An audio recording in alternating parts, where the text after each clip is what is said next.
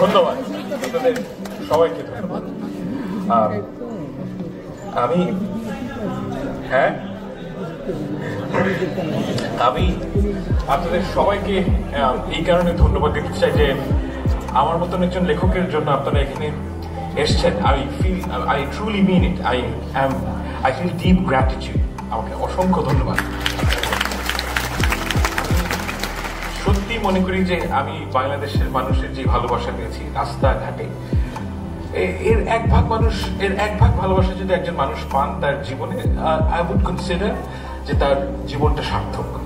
তা এই ভালোবাসা আপনারা দোয়া করবেন যেন এই ভালোবাসার লায়ক আমি হতে পারি, যেন আমি ভবিষ্যতে ওই ডেসপিকেবল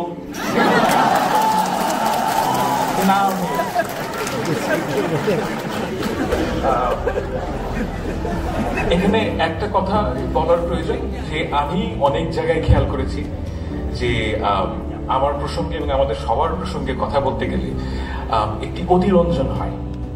এই অতিরঞ্জন হচ্ছে গিয়ে যে আমরা সবাই মিলে যা করেছি, আর এর তুলনায় আবু সাইদের হাত এটা অনেক অনেক বড়, এটা কোনো তুলনা নেই। আমি আসলেই মনে করি যে আবু সাইদের সাথে আমাদের নাম উচ্চারিত হওয়াটা ঠিক না। তারা যে আত্মত্যাগ করেছেন তাদের জন্য আজকে আমি এখানে দাঁড়াতে পারছি। বাংলাদেশের ছাত্র জনতা যদি তারা এই আত্মত্যাগ না করতেন তাহলে আমরা অন্তত আমি এবং জিয়া ভাই এখানে, ফায়েজ ভাইও এখানে দাঁড়াতেই পারতাম না। আমি সত্যিই আমি এটা বলার জন্য বলছি না। I am absolutely thankful to you all. অসংখ্য ধন্যবাদ। এবং আপনাদের সবার কাছে আমি একটা কারণে ক্ষমা চাইছি যে আমি অনেককে বলেছি যে আপনাদের সাথে দেখা হবে, কথা রাখতে পারিনি। আমি এই চরিত্রের মানুষ না, কিন্তু আমি আসলেই পারি নাই। আপনাদের সবার কাছে ক্ষমা চাইছি। আমার বক্তব্যর প্রথমে একটা জিনিস বলে রাখা প্রয়োজন যে আমি বক্তব্য ছোট করতে চাই আর প্রশ্ন উত্তর বেশিক্ষণ দিতে চাই। দেখেন, আমি একজন ফুল টাইম হাজব্যান্ড। যারা আপনারা অভিজ্ঞ হাজব্যান্ড তারা জানেন যে আমরা কিন্তু কথা বলতে স্বচ্ছন্দ না, কিন্তু প্রশ্নোত্তরে স্বচ্ছন্দ। আমি আমার অভিজ্ঞতা কাজে লাগাতে চাই। আমি প্রথমেই একটা দার্শনিক প্রশ্নের কথা বলবো যে আমি কে। এটা আমাদের সবার জীবনে একটা খুব গুরুত্বপূর্ণ প্রশ্ন, আমি কি। এখন আমার ক্ষেত্রে এই প্রশ্নের উত্তর হচ্ছে কি অনেকভাবে এই প্রশ্নের উত্তর দেওয়া যায়। যেমন ধরেন, আমি একজন পিতা, আমি বাংলাদেশি, আমি হিন্দুস্তানি মুসলমান, আমি বাঙালি এবং আমি অস্ট্রেলিয়ান। এই প্রত্যেকটা প্রশ্নের প্রত্যেকটা যে উপাদান আমার পরিচয়, প্রত্যেকটি কিন্তু গুরুত্বপূর্ণ। আমি কোনোটাকে কখনোই অস্বীকার করি না। কিন্তু একটা ব্যাপার আপনাদেরকে বুঝতে হবে যে আমরা যখন ইন্টারঅ্যাক্ট করি সমাজের মধ্যে, আমাদের একটা অজুহাতের প্রয়োজন হয় যে আমি আপনার সাথে সংযুক্ত হতে চাই, আমি আপনাদের সবার সাথে সংযুক্ত হতে চাই, সেজন্য একটা সম্প্রীতি তৈরি করতে চাই, এবং সেজন্য আমাদের কিছু অজুহাতের প্রয়োজন হয়। এই অজুহাতের যে প্রয়োজন, এটা কিন্তু সব সময় সবকালে ছিল, এবং এই প্রয়োজন থেকেই আমরা আমাদের যে পরিচয়, সেই পরিচয় থেকে আরো বড় স্ফেয়ারে চলে আসি। এখন আমাদের যে জাতীয়তাবাদের উদ্ভব কিংবা ধর্ম এই প্রশ্নটার উত্তর দেয় যে আমাদের যে একের সাথে অপরের যে পরিচয়, যে সম্প্রীতি, যে সদ্ভাব, এর অজুহাত প্রয়োজন, এবং সেইখানেই এই আমাদের পরিচয়বাদী জাতীয়তাবাদের প্রসঙ্গ আসে। এখন আমার জীবনের কিছু রিমার্কেবল মানুষের সাথে আমার পরিচয় হয়েছে। একজন হচ্ছেন দীপেশ চক্রবর্তী। তো আমি ওনাকে চাচা ডাকি, এবং উনিও আমাকে সন্তানের মতন স্নেহ করেন। এবং উনি একসময় ক্যানবেরা ছিলেন, আমি ক্যানবেরায় থাকি, এবং উনি প্রতি বছর আসেন, এবং ওনার সাথে কথা বললে বিভিন্ন ব্যাপারে ঘন্টার পর ঘন্টা আড্ডা হয়। তো ওনার সাথে মানে উনি কিন্তু চমৎকার মানুষ, এবং বাংলাদেশের মানুষের প্রতি তার যে আচ্ছা, আপনারা দীপেশ চক্রবর্তীকে চেনেন তো? মানে উনি খুব নাম করা মানুষ, উনি একজন ঐতিহাসিক, এবং আমার বিচারে ভারতবর্ষের সবচেয়ে লিডিং একাডেমিকদের মধ্যে যদি 10 জনের একটা লিস্ট করা হয়, উনি তার মধ্যে থাকবেন। উনি এতটাই বিখ্যাত। কিন্তু ওনার সাথে কথা বললে আপনার মনে হবে যে একদম মাটির মানুষ। তো ওনার সাথে কথা বলে এবং বিভিন্ন পশ্চিমবঙ্গের মানুষের সাথে কথা বলে আমার সবসময় মনে হয়েছে, বিশেষ করে হিন্দু সম্প্রদায়ের মানুষদের সাথে, যে তাদের একটা ধারণা হচ্ছে কি যে একজন হিন্দু এবং একজন মুসলমান, এই যে উভয়ের মাঝে একটা সম্প্রীতির একটা স্পেস তৈরি হবে, সেই জায়গাটা সেকুলার একটা জায়গা হতে হবে। অর্থাৎ আমরা ধরেন আপনি একজন হিন্দু এবং আমি একজন মুসলমান, এবং আমি যে আপনার সাথে একটা সম্প্রীতির সম্পর্ক তৈরি করব, এর জন্য আপনাকে এবং আমাকে উভয়কে বাঙালি হিসাবে হাজির হতে হবে। অর্থাৎ যে অজুহাতের কথাটা আমি বললাম, সেই অজুহাতটা এখানে হচ্ছে গিয়ে বাঙালি। আমি এই প্রবণতা বহু মানুষের মধ্যে দেখেছি, এবং এর কারণও আমার কাছে মনে হয়েছে যে এই জায়গাটা কিভাবে তৈরি হলো। আমি প্রশ্নটা করি এই কারণে যে এই যে বাঙালি জাতীয়তাবাদ আবিষ্কার হলো আমাদের দেশে 60-এর দশকে, এর আগে তো 700 বছর ধরে মুসলমান এবং হিন্দু একই সাথে থেকেছে, তাদের কেন এই প্রয়োজনটা বোধ হয়নি? এবং এই জায়গায় এসে আমার যে কনক্লুশন সেটা হচ্ছে কি যে আমরা সবাই বাঙালি, মুসলমান এবং হিন্দুর মাঝে যে একটা সম্প্রীতির যে প্রবণতা অলরেডি আছে, সেই প্রবণতাটা আমরা কখনো গ্রাহ্য করি না। আপনার কিন্তু একটা সেকুলার স্ফেয়ারে গিয়ে হিন্দুর সাথে সদ্ভাব তৈরি করতে হয় না। মুসলমান ধর্মেই এটা আছে, হিন্দু ধর্মেই এটা আছে। মানুষের স্বভাবই হচ্ছে গিয়ে এটা, এবং মানুষের একটা প্রবণতা আছে, মানুষের একটা প্রতিভা আছে আরেকজন মানুষের সাথে সদ্ভাব তৈরি করার। এই সদ্ভাবটার এই প্রবণতাকে আমরা অগ্রাহ্য করে 60-এর দশকে আমরা বাঙালি জাতীয়তাবাদের উদ্ভব হয় বাংলাদেশে। এবং এই যে বাঙালি জাতীয়তাবাদের উদ্ভব, সেটা কেন হলো? অর্থাৎ 1947 সালে যখন আমরা পাকিস্তান হলাম, তখন এখানে আমরা বাংলাদেশের যারা লিটারেটি ক্লাস, অর্থাৎ এই ঢাকা ইউনিভার্সিটির কাছে শিক্ষিত মানুষ, তারা মনে করলেন যে তাদের পরিচয় মুসলমান হওয়াটা যথেষ্ট না। মুসলমান হওয়াটা যথেষ্ট না, কারণ আপনাকে সবসময় মনে করতে হবে যে আমি উর্দু আলাদের চেয়ে আলাদা। এই যে চাহিদা, এই চাহিদার থেকে বাঙালি জাতীয়তাবাদের উদ্ভব হয়। অর্থাৎ এবং আরো অনেক এলিমেন্ট আছে। একটা গুরুত্বপূর্ণ এলিমেন্ট হচ্ছে গিয়ে যে সেই সময়কার যারা শিক্ষিত সম্প্রদায়ের মানুষ, তাদের যে চাইল্ডহুড মেমোরিজ, এটা হেভিলি ডিপেন্ডেন্ট অন কলকাতা। অর্থাৎ কলকাতার সিনেমা তারা দেখেন, কলকাতার বই তারা পড়েন, এবং তাদের কাছে মনে হচ্ছে যে আমাদের এদের মতো হতে হবে, এবং এদের মতো হওয়ার চাহিদা। এবং আরো একটা গুরুত্বপূর্ণ এলিমেন্ট আমার কাছে মনে হয়েছে, সেটা হচ্ছে হিন্দু ধর্মের মানুষদের লিভড এক্সপেরিয়েন্স। আমি মনে করি, আমার সাথে আপনি দ্বিমত পোষণ করতে পারেন, কিন্তু আমার কাছে মনে হয়েছে বিভিন্ন লিটারেচার পড়ে, বিভিন্ন কথা বলে অনেকের সাথে, যে হিন্দু ধর্মের মানুষদের মধ্যে একটা ঐতিহাসিক গ্লানি আছে। সেই গ্লানিটা তারা বোঝেন যে শ্রেণী প্রথা এটা ঠিক না, এটা তারা বোঝেন, এবং এটার একটা ঐতিহাসিক গ্লানি তাদের মধ্যে আছে। এবং এই গ্লানিটার যে প্রশমন, সেটার সম্ভব হয় 1920s-এ, যে তারা মনে করেন যে মানুষ ডিক্লাসড হয়ে যাবে, এবং এই আইডিয়াটা heavily dependent on left lining ideas. এবং সেখান থেকে তাদের বামপন্থার প্রতি তাদের যে আগ্রহ, তারা কিন্তু মানে সত্যিকার অর্থে খালেস দিলে তারা মনে করেছেন যে মানুষ ডিক্লাসড হবে, এবং ডিক্লাসড হওয়ার জন্য, এবং আমরা পূর্ববঙ্গের মুসলমানরা মনে করেছেন এইটা হচ্ছে কি আমাদের রাস্তা। কিন্তু এই কাজ করতে গিয়ে যে বাঙালি জাতীয়তাবাদের উদ্ভব হয়, জাতীয়তাবাদ কিন্তু পরিচয়ের চেয়ে অধিক। আপনার পরিচয় বাঙালি, এটা আমি কখনোই অস্বীকার করতে বলছি না, কিন্তু জাতীয়তাবাদের মধ্যে আরো অনেক এলিমেন্ট আছে, এবং সবচেয়ে বড় এলিমেন্ট হচ্ছে গিয়ে রাজনৈতিক। এবং এই রাজনৈতিক এলিমেন্ট কে এই এলিমেন্টটাকে সবচেয়ে কি বলবো এমবডিমেন্টটা কি এই জিনিসের, এই চাহিদার, এই বাঙালি জাতীয়তাবাদের। বাংলাদেশের মানুষদের মধ্যে একটা কমন আন্ডারস্ট্যান্ডিং হচ্ছে শেখ মুজিবুর রহমান হচ্ছেন গিয়ে এই যে বাঙালি জাতীয়তাবাদের যেই চাহিদা, যে বাঙালি জাতীয়তাবাদের যে আকর্ষণ, তার এমবডিমেন্ট হচ্ছেন গিয়ে শেখ মুজিবুর রহমান।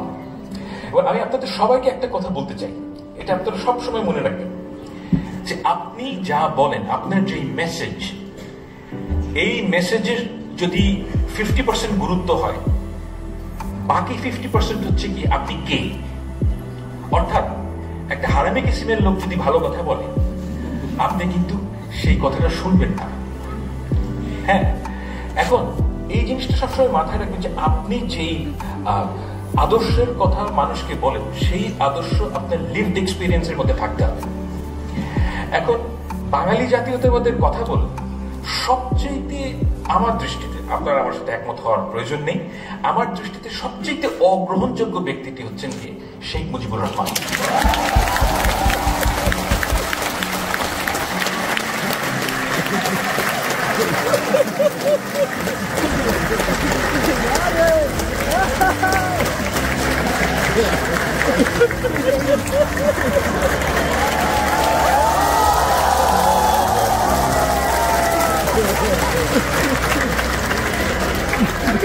এর কারণটা কি? কারণ আপনি বলছেন, কারণ হচ্ছে কি আমি সত্যিকার অর্থে আর কোনো নেতার কথা জানি না পৃথিবীতে, যিনি অ্যাকচুয়ালি কোনো ধরেন জাতীয়তাবাদী নেতার কথা জানি না পৃথিবীতে, যিনি অ্যাকচুয়ালি কোনো সংগ্রামে উপস্থিত ছিলেন না, শুধুমাত্র অবিসংবাদিত নেতা হয়েছেন। দিস আর ফ্যাক্টস, আমি কিন্তু বানিয়ে বলছি না। কারণ আপনি খুব খেয়াল করে দেখেন যে উনি কি 71 সালে উপস্থিত ছিলেন না, এই মানে, এবং ওনার যে কথা এবং ওনার যে চাহিদা, এবং রাইট, এবং উনি যখন ক্ষমতা পেয়েছেন তখন উনি একজন স্বৈর শাসকে পরিণত হয়েছেন, এবং ওনার অপশন ছিল স্বৈর শাসক না হওয়ার, এবং সেটা তিনি হয়েছেন স্বেচ্ছায়, বাকশাল কায়েম করেছেন। এবং এই ধরনের মানুষকে যখন আপনি একটি আদর্শবাদের, বাঙালি জাতীয়তাবাদ এক ধরনের আদর্শবাদ, এই আদর্শবাদের যারা যদি আপনি পোস্টার বয় করেন, তখন আপনি যে ভুলটা করেন সেটা হচ্ছে আপনি ভুল মেসেজিং দেন। আমাকে যদি আপনি বলেন যে সালাফি ইসলামের মেসেজিং করতে, আমি যদি সেটা করা শুরু করি, সেটা যত ভালো কথাই হোক, আপনারা কেউ সেটা গ্রাহ্য করবেন না। কেন? কারণ আমি সালাফি ইসলাম আমি পালন করি না। অর্থাৎ আমি নামাজ কালাম করি, আমি একজন মুসলমান, কিন্তু আমি ওই দ্যাট পার্টিকুলার যে ফিলসফি, সেই ফিলসফির সাথে আমার জীবন যাপনের কোনো সম্পর্ক নেই। তাই আপনি আমাকে অবশ্যই, মানুষকে বোকা মনে করার কোনো কারণ নেই। প্রতিটা মানুষ খুব ভালো করে বোঝেন যে একজন মানুষ কি, তার লিভড এক্সপিরিয়েন্স কি, আর সে কি বলে। যখনই এখানে পার্থক্য আসবে, আপনাকে সেই মানুষটি অগ্রাহ্য করবে। বাঙালি জাতীয়তাবাদের সবচেয়ে বড় সমস্যা গত 15 বছর আমরা যেটা দেখেছি, সেটা হচ্ছে কি দি আদারিং। দি আদারিং হচ্ছে কি এরকম যে একটা খুব ছোট গ্রুপের মানুষ, শেখ হাসিনা এই ধরনের একটা দুর্বৃত্ত করেন একটা গ্রুপ অফ পিপল, যারা সার্বক্ষণিকভাবে মিথ্যা কথা বলছে। এবং শেখ হাসিনা এমন একজন মানুষ, উনি যদি বলেন যে আজকে শনিবার, আমি ওটাও বিশ্বাস করি। কারণ আমি আসলেই মনে করি না যে উনি ওনার অন্তত পক্ষে শেষ 15 বছরের জীবন, মানে অর্থাৎ লাস্ট 15 ইয়ার্স, উনি কোনো একটা দিন একটাও মিথ্যা কথা বলেননি। এরকম কোনোদিন আমার মনে হয় যায়নি। Absolutely pathological liar. এবং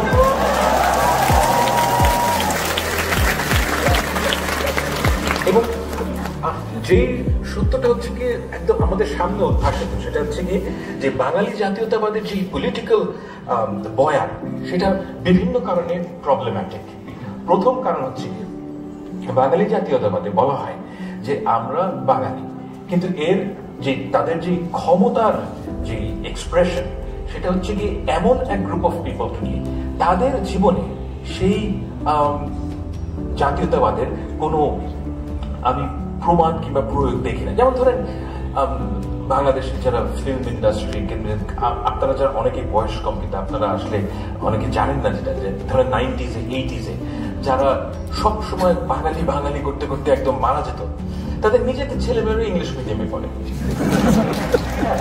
এবং তাদের ছেলেমেয়েরা পড়াশোনা শেষ করলেই তাদেরকে বিদেশে পাঠিয়ে দেওয়া হচ্ছে। এবং তাদের কথা হচ্ছে যে, এবং যারা বাঙালি নন, অর্থাৎ ধরেন বিএনপি, জামাত ইসলামী, যার দাড়ি টুপি আছে, মানে এদেরকে তো তারা সহি বাঙালি মনে করেন না, তাই না? এই গ্রুপ অফ পিপলের মানে কোনো অধিকার নেই, তার এই গ্রুপ অফ পিপলকে যা ইচ্ছা তাই করা যায়। সব আমি ধর্ম আনতে চাই না, হ্যাঁ। এখন এই যে আদারিং এর কারণে কি হয়েছে, যে সমাজে অ্যাকচুয়ালি যে বাঙালি জাতীয়তাবাদ যা করতে চেয়েছিল, অর্থাৎ সমাজের মানুষকে একাট্টা করা, সেটা করতে ব্যর্থ হয়েছে এবং বাঙালি জাতীয়তাবাদ ফেল করেছে। এটা হচ্ছে reality. As a political movement it has failed. এবং কেন ফেইল করেছে? কারণ দেখেন, এই যে আমি আপনাকে প্রথমেই বললাম যে মানুষের সাথে মানুষের সদ্ভাব, এই সদ্ভাব, এই ভালোবাসা, এই সম্প্রীতির জন্য কিছু ভ্যালুজ লাগে। সেই ভ্যালুজের মধ্যে আমি সবসময় সবাইকে বলি, দেখেন আপনি কেমন মানুষ, আমি এটা কখনোই আপনার ডিগ্রি দিয়ে মাপি না। To me it is irrelevant. আপনার কতগুলো ডিগ্রি আছে, কতগুলা আপনার বাবার কত টাকা আছে, কিংবা আপনি কি কি করেছেন না করেছেন, এর চাইতে অনেক গুরুত্বপূর্ণ একটা বিষয় হচ্ছে কি, 500 বছর আগে একজন সাধারণ মানুষ আপনাকে কি একজন ভালো মানুষ হিসেবে গ্রহণ করবেন নাকি না? তিনি যদি করেন, সে কিন্তু দেখবেন না যে আপনি ভালো কম্পিউটার প্রোগ্রামার কিনা, তিনি দেখবেন না যে আপনি ভালো একজন ইঞ্জিনিয়ার কিনা, তিনি দেখবেন খুব সামান্য কিছু বিষয়, যে আপনি সত্য কথা বলেন কিনা, আপনি একজন স্নেহময় পিতা কিনা, আপনি ডিপেন্ডেবল কিনা। এই যে ভ্যালুজ গুলো মানুষের মধ্যে, এই ভ্যালুজ গুলো টাইমলেস, সব কালে সব জায়গায় ছিল। এবং এই ভ্যালুজ গুলো বাঙালি জাতীয়তাবাদ ধারণ করতে পারে না, ধারণ করতে পারে না দেখি এই অ্যাজ এ পলিটিক্যাল মুভমেন্ট এটা ফেল করেছে। আপনি দেখেন যে বাঙালি জাতীয়তাবাদের যারা ক্ষমতার কেন্দ্রে ছিলেন, তারা কারা ছিলেন? এই যে সালমান এফ রহমান, কি দম্ভ ছিল লোকটা, বাবারে বাবা, ধরাকে সরাজ্ঞান করতে ঠিক। এই যে আমি মানিক,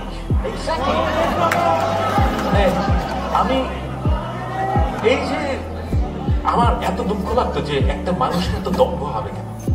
এবং আমি ব্যক্তিগতভাবে খুব একেবারে হিংস্র মানুষ না, কিন্তু সালমান এফ রহমান যখন অপদস্থ হন, আমি এর মধ্যে শান্তি খুঁজে পেয়েছি।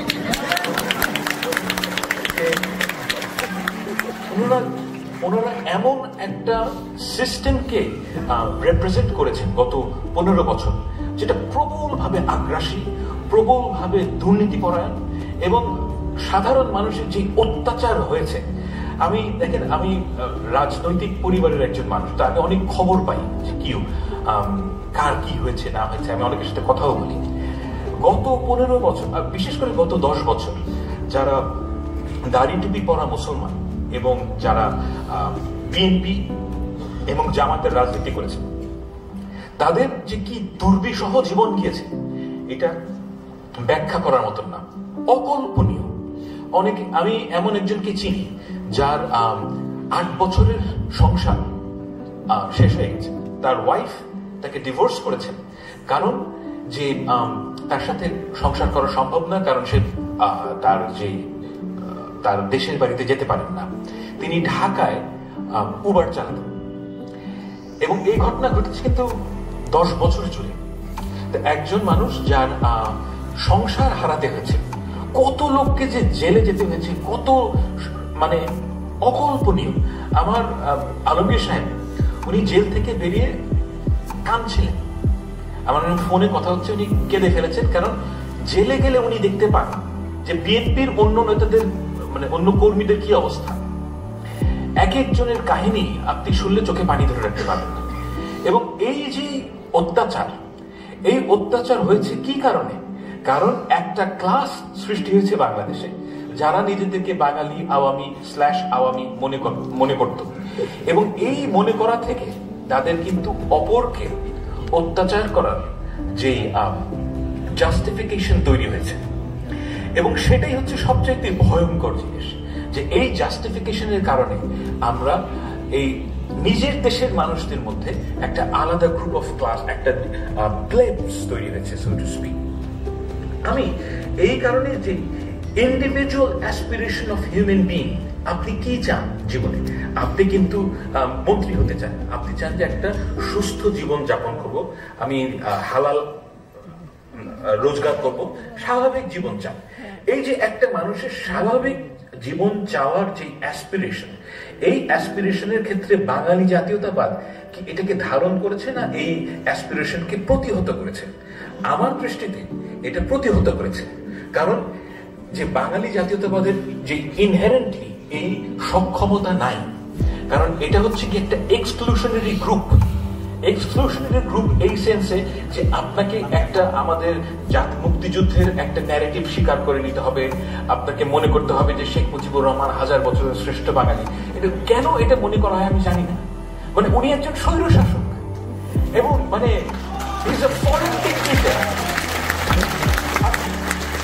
আপনাকে আওয়ামী লীগ বিএনপি হতে হবে।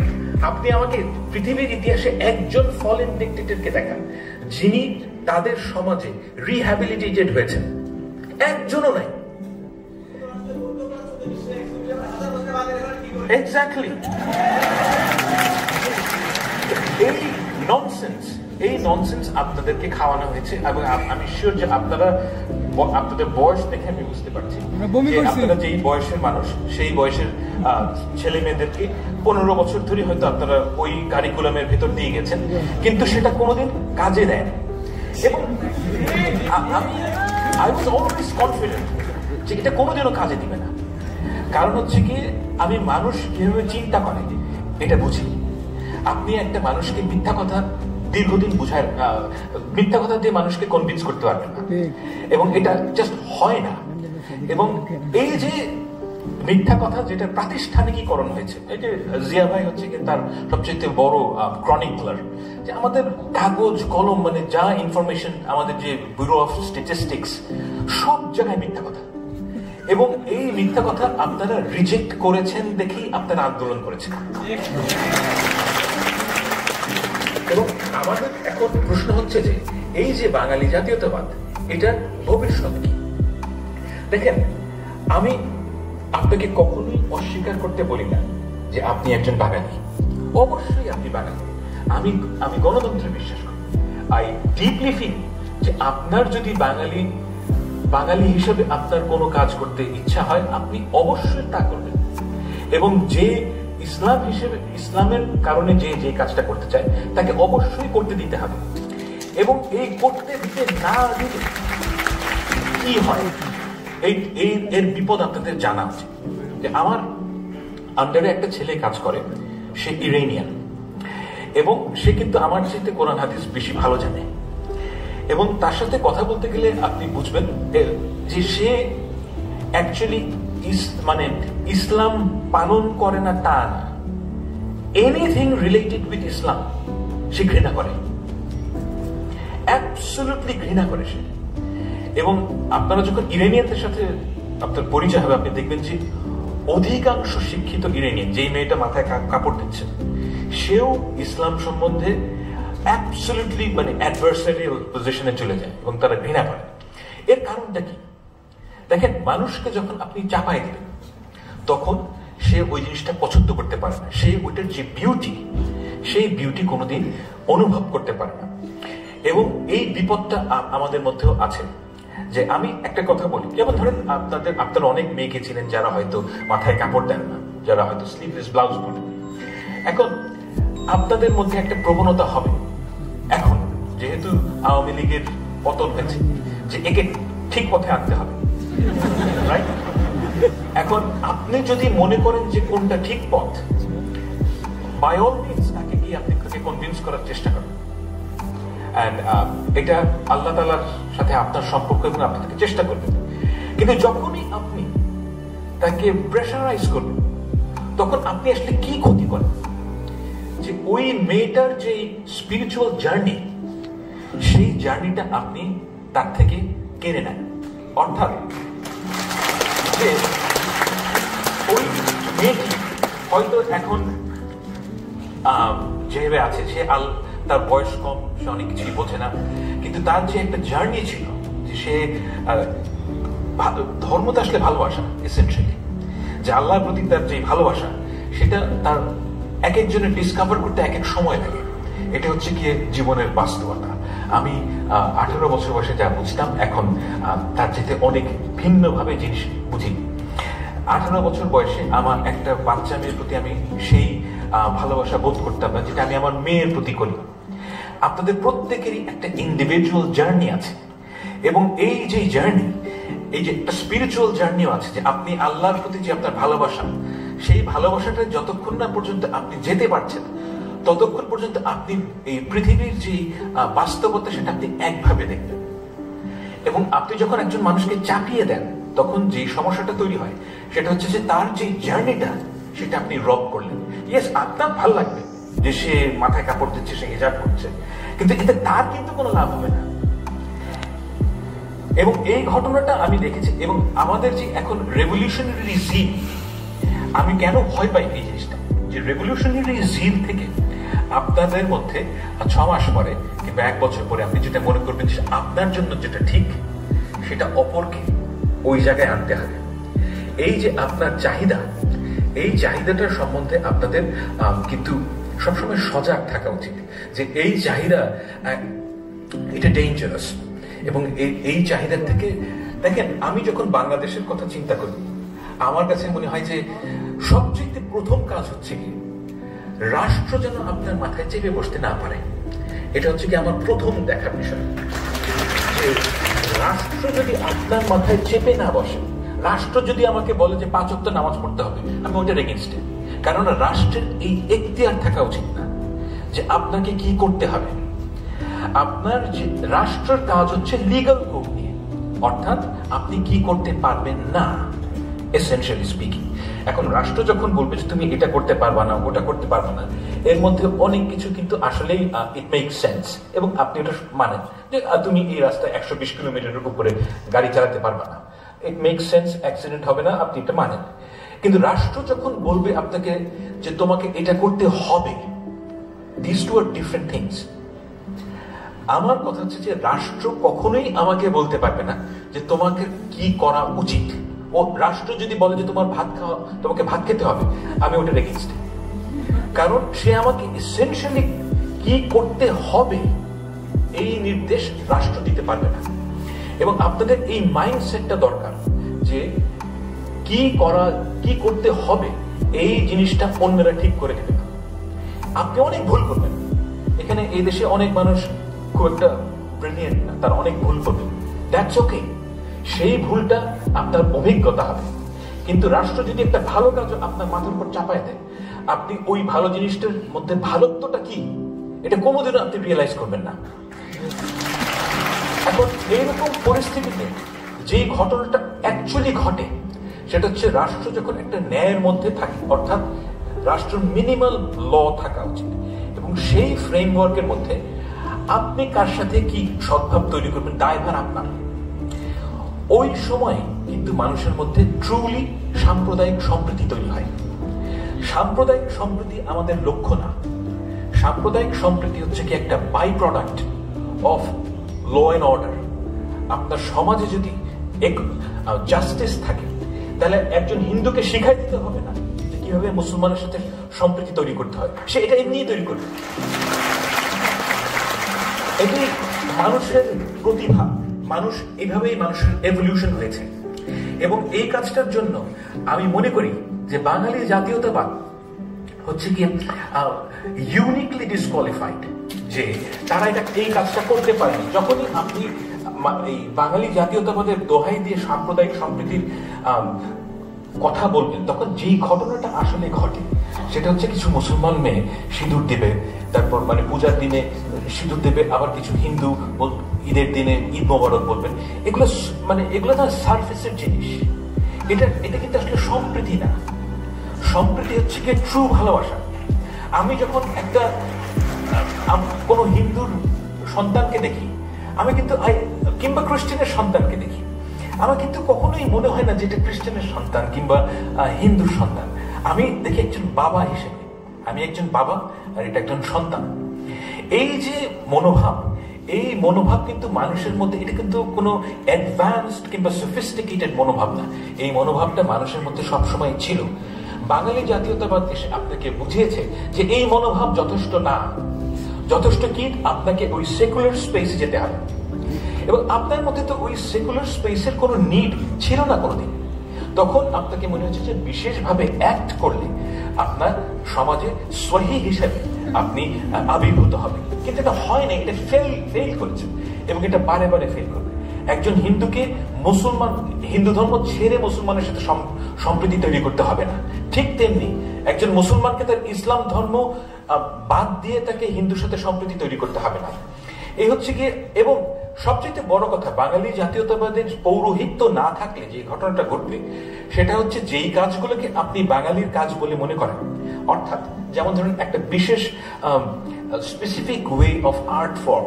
আমি দেখেন, আমি একজন ছবি আঁকি আমি, এবং আমি যে কোনো দেশে গেলে মিউজিয়ামে যাই, সব জায়গায় এই জায়গাগুলোর ব্যাপারে আমার সারা জীবন অনেক আগ্রহ।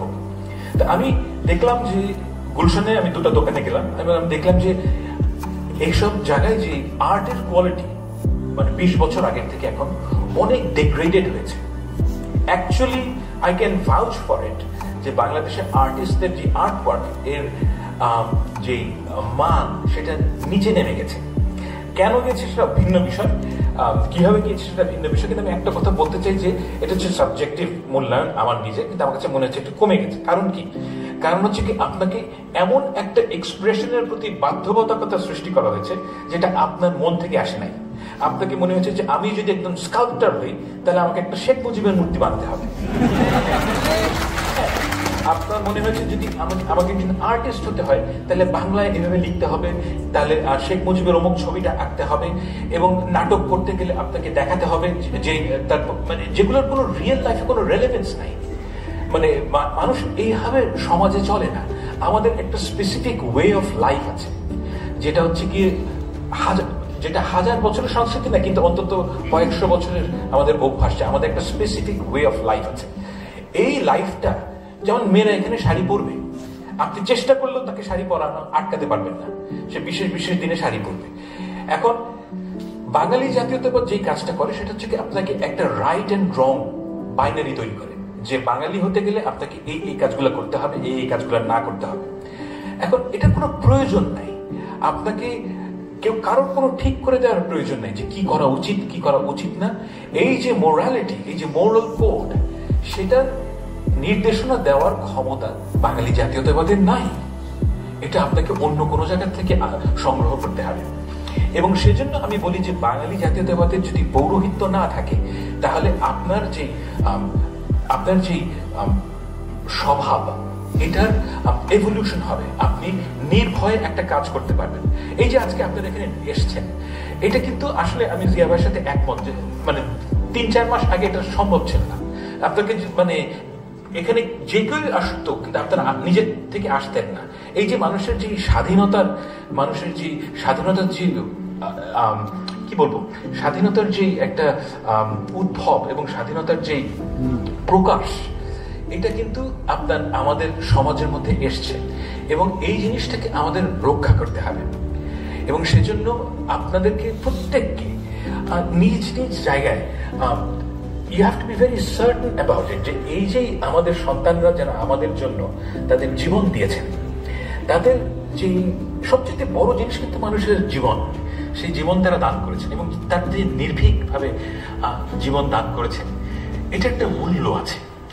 এই মূল্যটা আপনাদেরকে ঠিক করতে হবে এবং এই মূল্য আমাদেরকে রক্ষা করতে হবে। এবং এই রক্ষা করার সবচেয়ে প্রথম কাজ হচ্ছে গিয়ে আপনি যা সত্য মনে করেন সেই সত্যের পক্ষে থাকবেন। সকল ধরনের যে ফ্যাসিজম এর শুরু হয় মিথ্যা থেকে, এবং এই মিথ্যা আপনাদের পরিহার করতে হবে। মিথ্যায় পার্টিসিপেট করেন না। মিথ্যায় পার্টিসিপেট না করলে আপনার সবসময় সত্যের পথে মানে সত্যকে একসেপ্ট করলে আপনার অনেক ক্ষতি হবে, কোনো সন্দেহ নেই। কিন্তু সেই ক্ষতিটা এরকম না যে হেলিকপ্টার করে পালিয়ে যেতে হবে।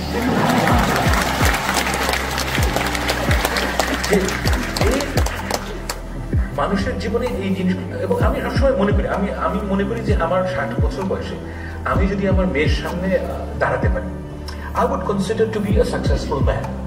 আমি কিন্তু আসলে ওই কেয়ার করি না যে কে কি বললো না বললো, কি পুরস্কার না বললো, এগুলো আমার কাছে ইমেটেরিয়াল, অ্যাবসলিউটলি ইমেটেরিয়াল। কারণ end of the day doesn't matter. যেটা অ্যাকচুয়ালি ম্যাটার করে সেটা হচ্ছে আমার মেয়ে আমাকে কিরকম মানুষ মনে করে।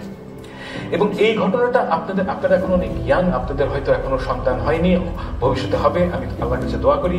কিন্তু যখন হবে তখন আমি এখন এই মানে শুভকামনা থেকে আমি আপনাদেরকে সবসময় একটা কথা স্মরণ করিয়ে দিতে চাই। আমি আগেও বারবার বলেছি, এখনো বলছি, যে সব ধরনের যে ডেভিয়েশন আমাদের সমাজে শুরু হয়, এই ডেভিয়েশনের প্রথম স্টেপটা, নানান ধরনের ডেভিয়েশন সমাজে হয়, কিন্তু প্রথম স্টেপটা হচ্ছে গিয়ে শিক্ষিত মানুষ যখন মিথ্যায় পার্টিসিপেট করে, এটার যে সুদূর প্রসারী যে প্রভাব কত, এটা আপনি কল্পনাও করতে পারবেন না। যেমন আমাদের শিক্ষকরা, ঢাকা বিশ্ববিদ্যালয়ের শিক্ষকরা বছরের পর বছর মিথ্যা কথা বলে গেছে। আপনাদের ঢাকা ইউনিভার্সিটির টিচাররা এক একজনের, আমি একটা ঘটনার মনে করি, মানে আমার একজন শিক্ষিকা ছিলেন, আমি এই বিশ্ববিদ্যালয়ে পড়াশোনা করেছি, ওনার, আমি আসলে নাম বলছি না, তো উনি হ্যাঁ, তো উনি যখন আমি ছিলাম তখন কিন্তু উনি একজন অ্যাভারেজ খারাপ শিক্ষক ছিলেন। হ্যাঁ, মানে অন্য খারাপ শিক্ষকরা যা করেন উনি তাই করতেন। হ্যাঁ, কিন্তু উনি হিংস্র ছিলেন না, এবং আমি এটা বলবো যে উনি একজন ভদ্রলোকও ছিলেন। হ্যাঁ, কিন্তু আমি পরে শুনি কি যে 2-3 বছর আগে শুনি যে উনি একদম ভয়ানক শেখ হাসিনার মতন হয়ে গেছেন। মানে খাতাকে পরীক্ষার হলে কাউকে পছন্দ না হলে খাতা টেনে নিবেন, ছিঁড়ে ফেলবেন খাতা, এই ধরনের হিংস্র কাজ করা শুরু করেছি। তা আমি কিন্তু সবসময় ভাবতাম যে এই ট্রান্সফরমেশনটা কিভাবে সম্ভব। উনি তো এরকম মানুষ ছিলেন না আগে। তো এটার দুটো ব্যাখ্যা আছে। একটা ব্যাখ্যা হচ্ছে কি যে আমি তখন তাকে চিনতে পারিনি, তিনি তখনও তাই ছিলেন, কিন্তু তার যে প্রতিভার স্ফুরণ ঘটে নাই। কারণ তার যে প্রতিভার স্ফুরণ ঘটার জন্য যে পরিবেশ দরকার ছিল সেটা তার সময় ছিল না। এটা হচ্ছে একটা ব্যাখ্যা। আর দ্বিতীয় ব্যাখ্যা হচ্ছে কি যে এই 15 বছরে সমাজ তাকে এরকম হিংস্র, মানে তার যে প্রফেশনাল সমাজ অর্থাৎ ঢাকা বিশ্ববিদ্যালয়ের পরিবেশ তাকে হিংস্র করে তুলেছে। দুটোই একই সাথে সত্য হতে পারে, এগুলো মিউচুয়ালি এক্সক্লুসিভ না। কিন্তু এই জায়গায় পৌঁছানোর জন্য আপনার প্রথম যে বিষয়টা আপনাকে একমত হতে হয় সেটা হচ্ছে কি যে আপনার নিজের সম্বন্ধে একটা ইনফ্লেটেড ধারণা তৈরি করতে হয় যে আই এম সামবডি। এখানে আমরা কেউই সামবডি না। আমরা সবাই মারা যাওয়ার 30 বছরের পর আই ডোন্ট থিঙ্ক এখানে এমন কেউ আছে যাকে এই পৃথিবী মনে রাখবে। আমি অলমোস্ট সার্টেন অ্যাবাউট ইট যে ধরেন 10-15 জন লোক হয়তো মনে রাখবেন, না মনে রাখার সম্ভাবনাটাই বেশি। কিন্তু আপনাকে এই পৃথিবীতে জীবন ধারণ করার জন্য একটা ইনফ্লেটেড আইডিয়া অ্যাবাউট ইয়োরসেলফ তৈরি করতে হয়, যেটা হচ্ছে এসেনশিয়ালি একটা মিথ্যা কথা। এবং এই মিথ্যা কথাকে জারি রাখার জন্য আপনাকে আরো অনেক অ্যাসোসিয়েটেড মিথ্যা কথা বলতে হয়, যেটা বাংলাদেশে আমি খেয়াল করেছি যে সবার নিজের সম্বন্ধে একটা খুবই ইনফ্লেটেড ধারণা আছে যে আই এম সামবডি। এবং এটা কিন্তু ক্ষতিকর, এটা দীর্ঘমেয়াদী ক্ষতিকর এই কারণে যে আপনি আপনার নিজের সম্বন্ধে এমন এক্সপেকটেশন তৈরি করেন যেটা সমাজে জারি রাখা সম্ভব না। অর্থাৎ আপনি যদি মনে করেন যে আপনি মনে করেন যে আমি ঐশ্বরিয়া রায়, রাইট? তাহলে ঐশ্বরিয়া রায়ের মতন আপনাকে সাজগোজ করতে হবে। হ্যাঁ, অ্যাডেড এক্সপেন্স, এবং ওইরকম সাজগোজ করতে হলে প্রতিদিন আপনাকে বাইরে বেরোনোর আগে 1 ঘন্টা সাজগোজ করতে হবে। তো এগুলো কিন্তু আপনি নিজের উপর চাপিয়ে দিচ্ছেন, এবং প্রতিটা জায়গায় আপনাকে একটা ইমেজ মানুষের সামনে প্রকাশ করতে হবে। এই ইমেজ থেকে বাঁচার জন্য সবার আগে যে প্রথম জিনিসটা আপনাদের মনে রাখা উচিত যে আমি মিথ্যায় পার্টিসিপেট করব না। মিথ্যায় পার্টিসিপেট না করলে আপনি নিজেকে নিয়ে কন্টেন্ট থাকবেন যে আল্লাহ তাআলা আমাকে যা বানিয়েছে দ্যাটস ওকে, আমার মধ্যে হয়তো এই গুণটা নাই, I will try my best to achieve it, I am not a good writer, I will work for it. কিন্তু মিথ্যায় পার্টিসিপেট করলে আপনার জীবন মানে সমাজ তো বটেই, আপনার নিজের জীবনও ধ্বংস হবে। আমি মনে করি যে আমাদের এই যে বাঙালি জাতীয়তাবাদের যে ভবিষ্যৎ, সেখানে যে ঘটনাটা ঘটবে সেখানে হচ্ছে যে আমাদের যে জাতীয়তাবাদ থেকে যে political aspect, political side of বাঙালি জাতীয়তাবাদ, এটা রিভাইভ করা সম্ভব না। কারণ হচ্ছে কি যে আপনাদের যাদের অভিজ্ঞতা, আপনাদের সবার বয়স হয়তো বেশিরভাগের বয়স অন্তত 30-এর নিচে, আপনাদের আগামী 30 বছর পর্যন্ত মনে থাকবে যে এই বাঙালি জাতীয়তাবাদের কারণে আপনাদের জীবনে কি বিপর্যয় নেমে এসেছিল। এবং এই কারণে আমি মনে করি যে বাঙালি জাতীয়তাবাদের যে রাজনৈতিক ভবিষ্যৎ, আমি মনে করি না তেমন কোনো রাজনৈতিক ভবিষ্যৎ আছে। কিন্তু এই রাজনৈতিক ভবিষ্যৎ না থাকাটা আমি এটাও মনে করি যে বাঙালির জন্য ভালো। কেন ভালো? আমি একটা ছোট্ট প্রশ্ন করতে চাই আপনাদের সবাইকে। আমাদের 2024 কিছুক্ষণের জন্য ভুলে যান, ঠিক আছে? 2024 আমি ভুলে যাচ্ছি। বাঙালি জাতি মানে এই ভূখণ্ডের মানুষের ইতিহাসে 1971 সাল হচ্ছে গিয়ে সবচাইতে গুরুত্বপূর্ণ বছর। দ্বিতীয় গুরুত্বপূর্ণ বছর কোনটা?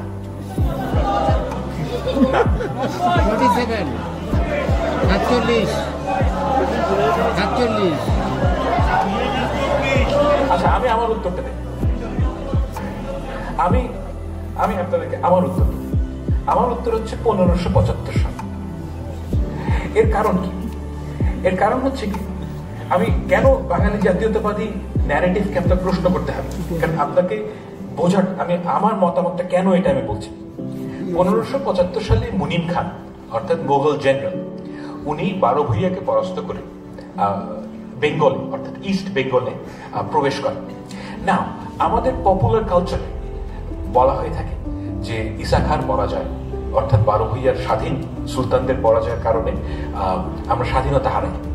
কিন্তু রিয়ালিটি হচ্ছে কি কমপ্লিটলি ডিফারেন্ট। আমি আপনাকে বোঝাতে সক্ষম হব।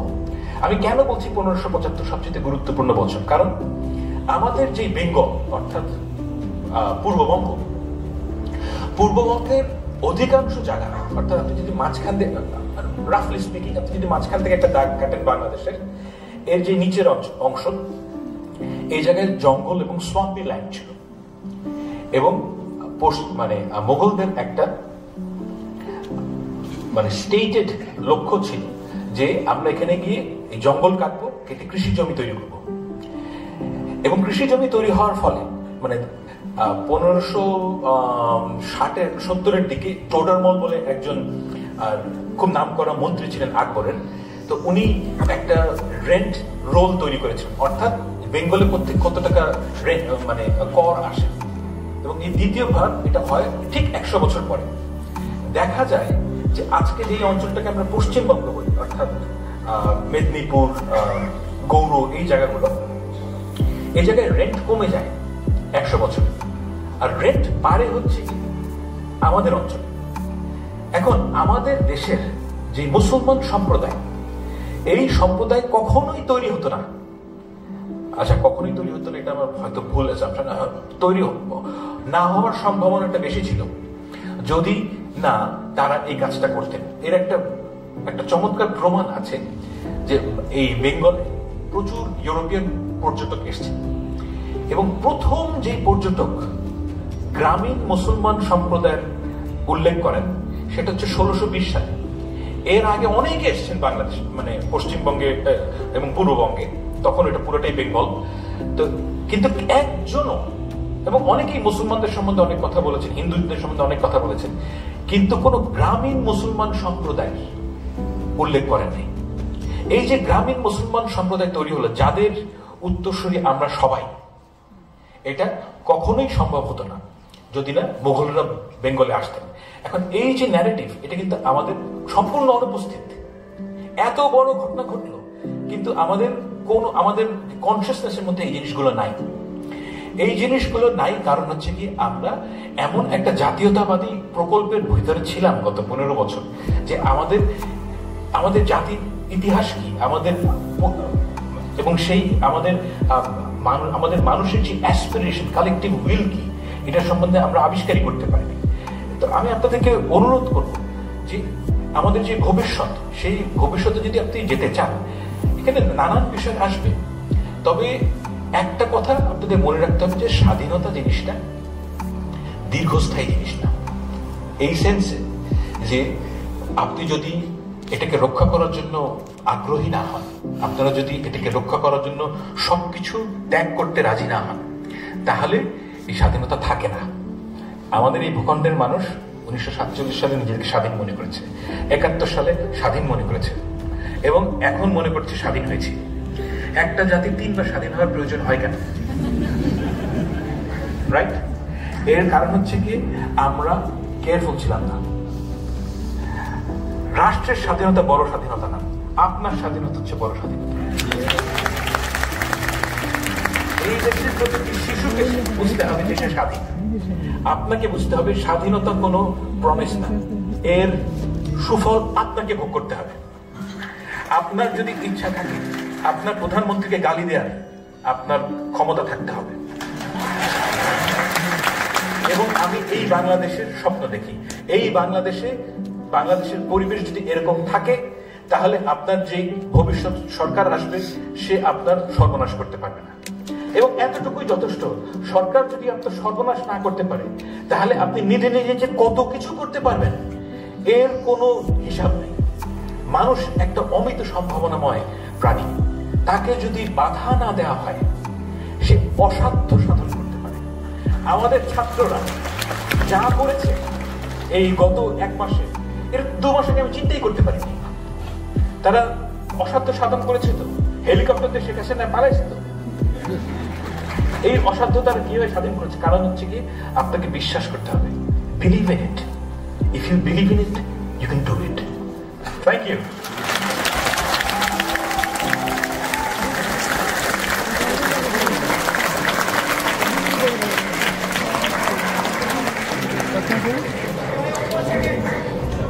ধন্যবাদ ফাহাদ সালামকে।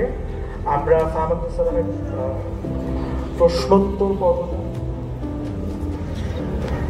আমরা আপনাদের প্রশ্নোত্তর পর্ব করব, কিন্তু তারপর হচ্ছে গিয়ে যে যেহেতু অনেকেই অটোগ্রাফ নিতে চাচ্ছেন বা লেখকের সাথে ছবি তুলবেন, ফলে আমাদেরকে